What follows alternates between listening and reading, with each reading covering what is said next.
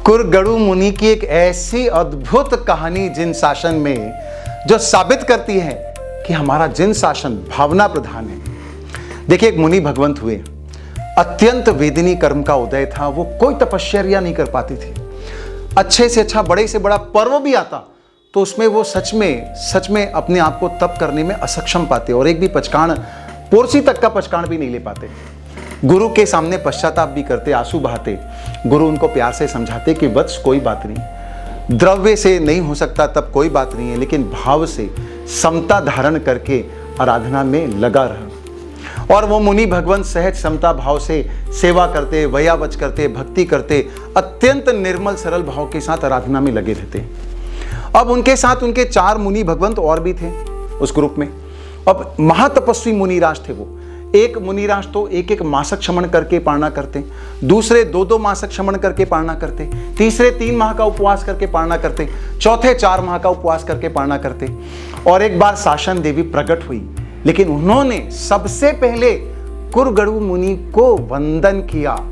अब पूरे के पूरे 4 महातपस्वी साधु और सारे लोग आश्चर्य में पड़ गए कि ये इतने महातपस्वी साधु भगवंत यहाँ पर विराजमान है, और उनके पहले जो एक पोरसी की तपस्या भी नहीं कर पाते, उनको वंदन क्यों किया?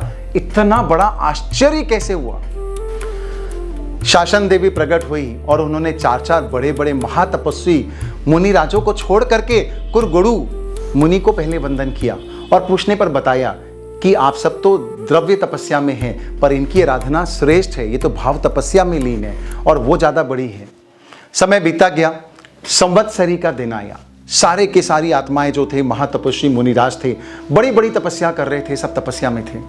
पर कुरगड़ू मुनि एकदम पश्चाताप के आंसू के साथ, क्योंकि उनसे तो एक पुरसी का पचकाण भी नहीं होता था, वो उस दिन भी उपवास करने में असक्षम थे, आंसुओं के साथ अपने गुरु के पास गए और उनसे कहा। तो गुरु ने आज्ञा दी कि कोई बात नहीं वत्स, जाकर के गोचरी लाओ और समता भावों से आराधना करते रहो। वो गए गोचरी ला करके, और उसके बाद परंपरा होती है कि जब आप गोचरी लेकर के आते हैं तो बड़े साधुओं को दिखाना होता है और उनको पहले पूछना होता है। उन्होंने सबसे जाकर के एक करके हाथ जोड़ के विनती करके विनय से पूछा कि गुरु भगवंत, अगर आप कुछ वापरना चाहेंगे तो। पर सारे तपस्वी मुनि भगवंतों ने उनको धिक्कारते हुए कि धिक्कार है तुम्हारे संयम जीवन पर, कि एक दिन का संवत्सरी जैसे महापर्व पे उपवास भी नहीं कर सकते और हमको गोचरी के लिए पूछ रहे हो। उन्होंने उस आहार पात्र में थूक भी दिया। सारे मुनिराज एक करके उसमें थूकते गए घृणा के भावों के साथ। लेकिन वो कुरगड़ू मुनि, कैसी धन्य आत्मा उनकी, वो ये सोचने लगे, चिंतन करने लगे कि धन्य हो गया मेरा आज का दिन। जैसे महान तपस्वी मुनि राजों के जो लार है, जो थूक है, वो मेरे को भिक्षा पात्र में आहार के रूप में प्राप्त हुई है। अरे धन्य हो गया मैं तो।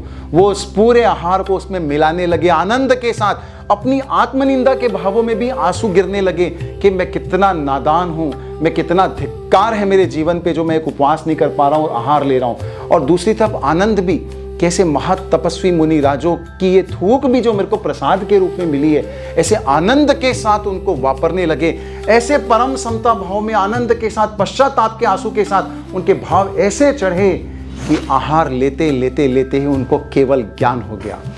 कैसा जिन शासन है बताइए, कैसी अद्भुत घटना है। आहार करते करते भी केवल ज्ञान हो गया, क्योंकि महत्व यहाँ पर भावों का है, भावों की पवित्रता का है, शुद्धता का है, निर्मलता का है। सच में ऐसे कुरगड़ू मुनि और उनकी भावना धन्य है।